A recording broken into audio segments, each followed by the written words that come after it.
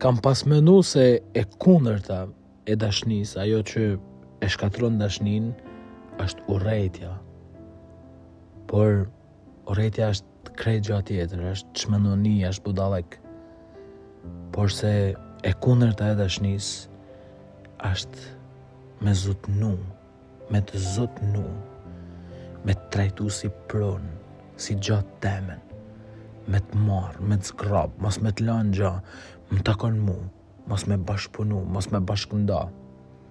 Kështu bajnë edhe vërshtartë, kështu bajnë edhe vëllezërit me Jozefin, kështu banë në mënyrë konkrete njëri që ushqehet me egoizëm, me xhelozi, me smir, me inade, me shumë elemente tjera.